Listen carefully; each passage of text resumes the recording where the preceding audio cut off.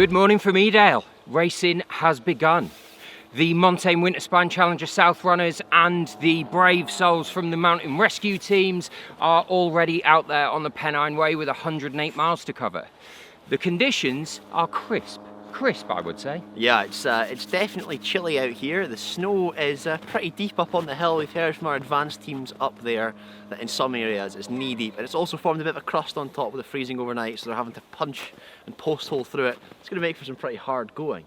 Yeah, if your agenda today is just making snowmen and looking at the beautiful view, then this is the great day for it, but it could be very, very tricky up there on the trail. But, you know, not being spine veterans ourselves, we might not be the best people to describe that to you. So we thought we might bring in a couple of guest stars. Yeah, absolutely. We've got a few people that have been in the thick of it, telling you exactly what it's like to be out on the course. And I think no better to talk about that than his very own Jack Scott. Let's bring him on. Jack, welcome. Afternoon, lads. I'm not starstruck or anything, not in the slightest bit. This is absolutely fine. We've been here before, we know the score. So Jack, what can they expect up there? How tough is this going to make it? It's all about race expectations, and with the severe conditions that changes. You know, if you've got a schedule, if you've got plans, you know, you need to wipe that slate clean and you need to run the mile you're in and not be worrying about the next 10 miles, 15 miles, getting to the M62. Deal with the condition underfoot right now, limit your expectations, keep moving forward. Do the basics, look after yourself. This is great advice. It's just a shame the guys already out on the course aren't going to hear it. I spoke to some of them before. Oh, good. They've had the pep talk. And just to contextualise, for those following at home that maybe are in ultra runners or haven't run in these conditions before, how are you managing your pace? Yeah. How are you managing your kit and your supplies? What are you thinking about when you're going out into these snowy conditions today? Well, I think the behavioural pattern that I try to preach about is relevant for all ends of the field. So if you've got the man or the woman leading the race, pushing the pace, this is relevant, and for the men and women at the back. Every hour, check in with yourself. Are you on top of your kit? Have you fed? Have you thought outside the box? Where's your mind at? Where are you on the course? How are your expectations changing throughout the race? Keep asking yourself if you're okay. Sometimes the answer will be yes, sometimes the answer will be no. And I think in such severe conditions, it's actually what you don't do. You don't respond to something. You don't create a problem for yourself. You tuck in, you deal with the mile you're in, keep going. Brilliant. North. And keep going north. Keep going north, definitely. Yeah. Well, brilliant. Let's delve a little bit more then into the actual runners on the field and how they're going to get on. So for that, let's bring in our next expert. Jack, thank you very much. Thank you, gents. We have more. Yeah, we have more. We've got more. Ali Bailey, do you want to come over and talk to us a little bit about what it's going to be like at the thick end of the female field this week? Hi. Hi. Ali. We've got a particularly exciting women's race this time around. Talk us through. What are we going to see? It's the only race. It's the only race. So we've got basically the cream of British ultra running. Like, it's unbelievable. Hannah Rickman, Sarah Perry, Laura Swanson-Revellin, Mel Sykes, Lucy Gossage. Like, the list goes on. And to be honest with you, like, having spoken to a lot of people who are like, who's going to take it? I just have no idea. It literally can be anyone's race, especially when you get conditions like this where anything can go wrong because you're at the behest of the environment, really, aren't you? So it's just super exciting, and all of those like fierce females they're all in like really high spirits, they're all really excited. It's kind of like there's no competition between them, but there is. It's just, yeah. Well, I saw you guys out on the Pennine Way doing a recce in late November, and you know, I'm used to watching runners on this course, and it's grueling, it's hard work. You were all having a jamboree. Like, that looked like fun, and genuinely supporting each other, sharing information, sharing training tips. I mean, surely that's an advantage when you're throwing yourself into something like this. What's really interesting is that hasn't ended. So Lucy sent a message to the group, we're all on WhatsApp together, saying, I've made some tiffins, does anybody want them? So she's actually turning up and giving out these tiffins. I'm like, what are in these tiffins, do we know? But one of the things we said when we were on that recce was, let's go and make amazing memories, because if you go and recce a course with people that you love, I always take my dog, you make amazing memories. Then when it gets really, really hard, you think to yourself, do you know what, I've been here before, I'm safe. You know, you remember the good parts of it. And there were parts there where sort of Hannah was like, oh, this is where I've had this nervous breakdown. Or Robin was like, I remember when I picked up someone off the floor here. And to make those, like, we've all been in this together memories, I think is really, really important. And hopefully that will help them to get through sort of darker bits towards the end of the race. Absolutely. We know a lot of this game is psychological. That's going to be great. Mm-hmm. Yeah, amazing. Now, I don't want to be showing off too much here, but we have got yet another expert we could bring in here. So, absolutely. Ali, I'm sorry to make you step Yeah, out, but thank could you, we Ali, swap? that's brilliant. Mr. Damien Hall, would you mind? Mr. Spine himself comes onto the field. How are you, Damien? Very well, thank you. Bit of FOMO, Yeah. battling some FOMO. Yeah, I'd love to be out there. I mean, you quite literally wrote a book on the Pennine Way. You know every inch of what's ahead of them up there. We've talked a little bit about the wintry conditions here. What about later on in the week? Things are going to maybe warm up, things are going to change. What are they going to be running into? Yeah, all sorts of fun.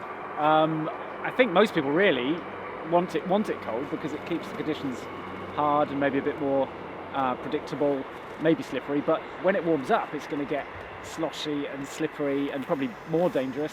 And it's going to be, pretty grotty. Yeah, do you think it's going to slow the field down a little bit if this weather comes up? I mean, we saw the temperature's going to rise to 5-6 degrees next week, it looks like. Warm. Do you think it's going to be really boggy? How does that change the way you approach the race in the later stages of the week? Do you go hard now on the hard pack, or do you just try and pace it out? I mean, the Spine. There are lots of reasons why you might misjudge the pacing, but as it's hard to tell. There'll be some people who go out a bit too hard, and it's going to be really awkward. Actually, it's going to be people are going to have to abandon their plans. Almost with the Spine, no plan ever, works out. You've got to sort of adapt as you go, and it's probably people who can be adaptable and almost chuck the plans in the bin and think and concentrate on the mile they're in at the time. They're probably the people who'll do better. I mean, given all the variables we've just discussed, it seems really unfair to ask you for any predictions here, but I'm going to do it anyway, Damien, since we're recording. We've got John Kelly back here running again. Never heard of him. Never heard of him. No. We'll tell you about him after we've recorded this. But Eugenie's back in the race. Tian Hervé has come back in. He had an incredibly fast summer race a couple of years back. I mean, who should we be keeping an eye on out there? Yeah, it's a strong men's field as you'd hope. John Kelly has to be the favourite. He's won the race before. He's annoyed about me and Jack running it faster than him. So actually, I've got two faster times than him in the winter. So he's coming back to try and probably beat those times. He's got to be the favourite, and then Kim Collison, of course, as well. Oh, of course, Kim. Multi-record breaking fell runner, my GB teammate. He's had 3 years where he hasn't got to the end yet because he really likes to push. Yeah. And one year it'll work out. So let's see. And Tian's really interesting because he's done so well in the summer, and he's tasted the winter, and he's done really well in other big races abroad. Tour de Glacis this year, wasn't it? Yeah, did really well there. And then we've got Max from Finland as well, who's a bit of a dark horse. Hasn't been here before, and it is a huge advantage if you've been here before. Eugenie's always here. He's always exciting to watch. Always, we never quite know what's going to happen there.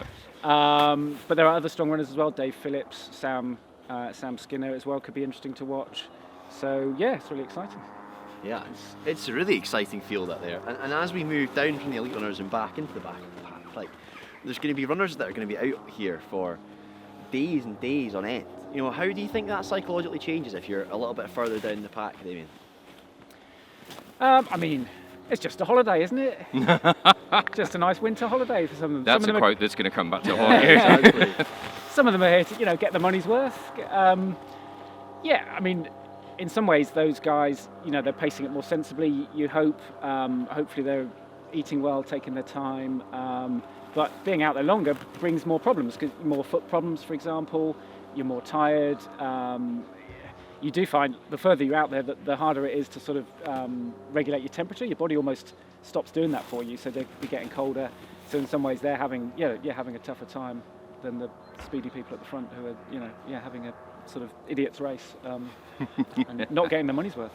Right. Well, very true. Damien, thank you so much for that insight. And I've got to say, for all of our experts, it's been great. Well, you and I are normally just standing up here spouting lyrical, but here we've got some real professionals in to show us up. Some people who actually know what they're talking about. They're talking about. Brilliant. Yeah, awesome. So stick with us, Dot Watchers. We've got a lot going on over the next 7 days. You might be dreading that work week that's ahead of you.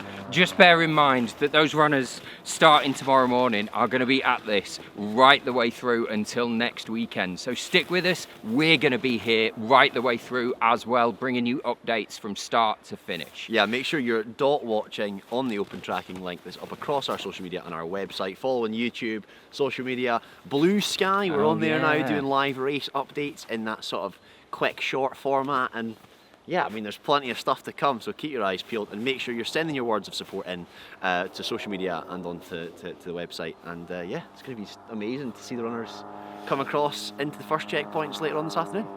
Keep watching those dots.